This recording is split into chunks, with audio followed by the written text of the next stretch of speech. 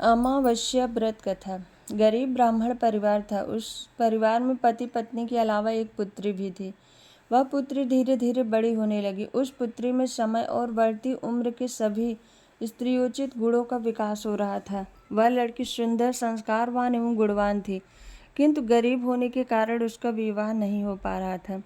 एक दिन उस ब्राह्मण के घर में एक साधु महाराज पधारे। वो उस कन्या के सेवा भाव से काफी प्रसन्न हुए और कन्या को लंबी आयु का आशीर्वाद देते हुए साधु ने कहा कि इस कन्या की हथेली में विवाह योग्य रेखा नहीं है। तब ब्राह्मण दंपति ने साधु से उपाय पूछा कि कन्या ऐसा क्या करे कि इसके हथेली में विवाह योग की रेखा बन जाए।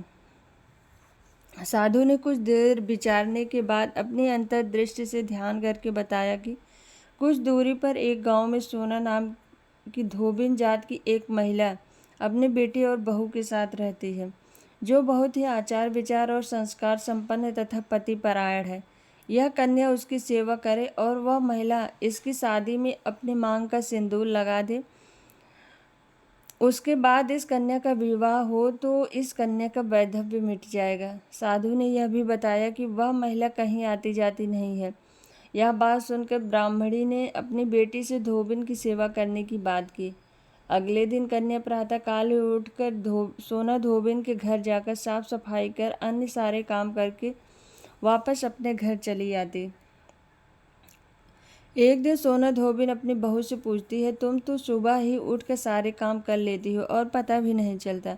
बहू ने कहा, माँ जी, मैंने तो सोचा कि आप ही सुबह उठकर सारे काम खुद खत्म कर देती हैं। मैं तो देर से उठती हूँ। इस पर दोनों सास बहू निगरानी करने लगी। कौन है जो सुबह ही घर का सारा काम करके चला जाता है। कई दिनों बाद धोबिन ने देखा कि एक कन्या अंधेरे घर में आती है और सारे घर का काम करने के बाद चली जाती है।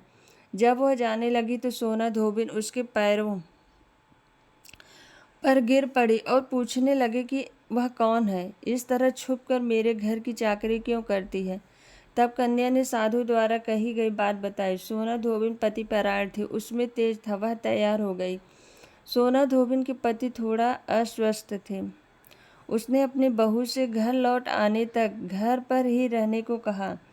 सोना धोबिन ने जैसे ही अपने मांग का सिंदूर उस कन्या की मांग में लगाया, उसका पति मर गया।